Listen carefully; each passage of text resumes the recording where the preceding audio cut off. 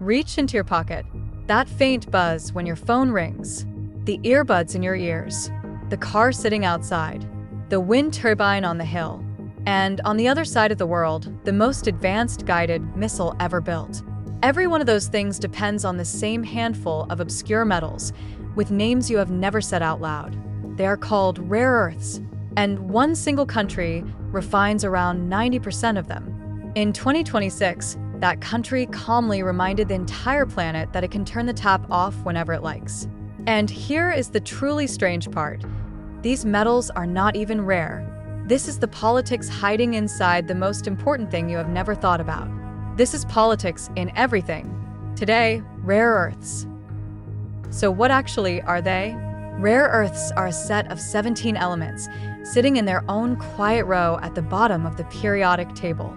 On their own, they sound like nothing, but blended in tiny amounts into other materials, they become the invisible spice of the modern world.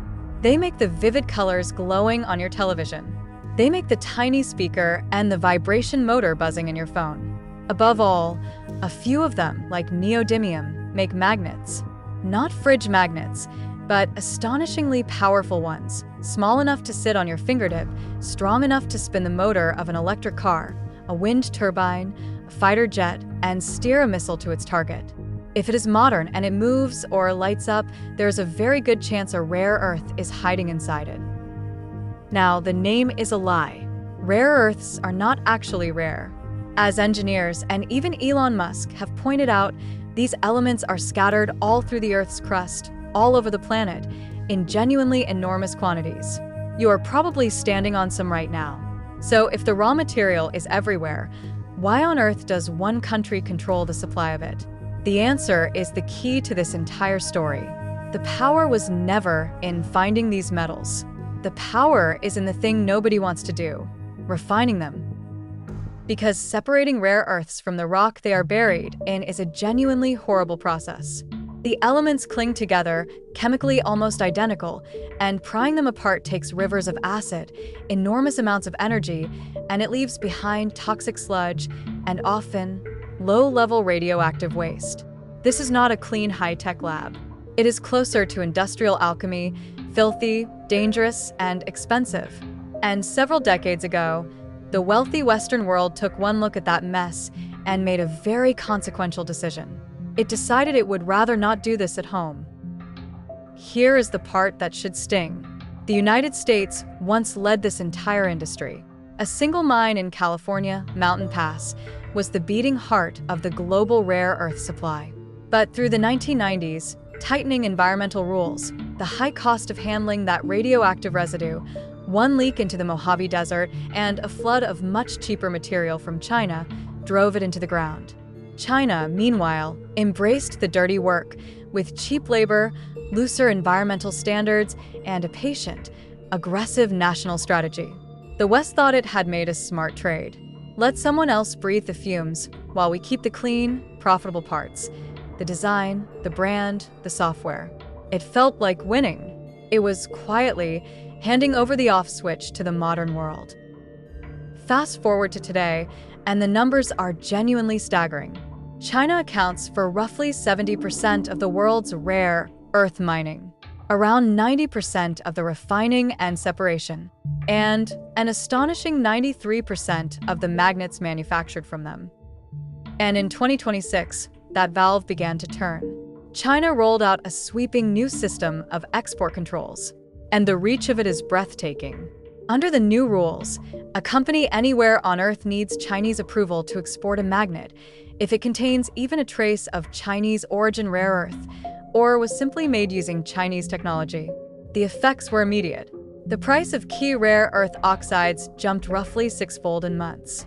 The magnets used in precision weapons saw costs rise by up to 500%. European defense contractors reported they simply could not get the magnets for missile guidance systems. The quiet metal in your pocket had suddenly become the loudest issue in global security. But here is the truly clever and slightly chilling part of the strategy. China is not trying to cut the world off completely. If it did, it would trigger a desperate global rush to build alternatives and lose its power for good. Instead, it weaponizes control, not scarcity. It turns the tap down, extracts a concession, then lets it flow again. It even hit pause on some controls, just to show it could. The uncertainty itself is the weapon. Keep the price high enough to profit, and unstable enough that no rival dares sink billions into competing, because who would build a mine to challenge a giant that can crash the price the moment you open? It is a masterclass in leverage, run through the periodic table. So, why doesn't the West simply rebuild? Reopen the mines, construct the refineries, and break free? Because you cannot un-outsource 30 years in an afternoon. Analysts estimate that building a genuinely independent rare earth supply chain from mine to refinery to magnet factory would take somewhere between 20 and 30 years, far longer than the crisis actually gives them. The United States is scrambling over $30 billion in support for critical mineral projects, a strategic reserve modeled on its emergency oil stockpile, and the revival of that old California mine. But a stockpile buys you months. It does not buy you an industry. The dependency was astonishingly cheap to create, and it is proving staggeringly expensive to escape. So one last time, hold that idea of the tiny magnet in your phone. What is it really? It is proof of a rule that most of the world forgot. The most dangerous kind of power is not owning the thing that is rare or glamorous or clever. It is quietly owning the boring, filthy, unglamorous step in the middle that everyone else was only too happy to skip. For decades, the West chased the shiny ends of the supply chain, the logo, the app, the launch event, and let someone else handle the toxic work in between. That looked like winning 100 times over. It turned out to be handing a rival the switch to your entire civilization. The lesson, sitting right there in your pocket. Whoever controls the dirtiest link controls the whole chain. A metal that is not rare, a mess nobody wanted, and a switch now held on the far side of the world. Everything is political, even the buzz in your pocket. This is politics in everything.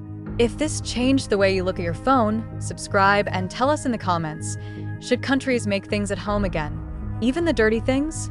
Next time, a new arena, same game.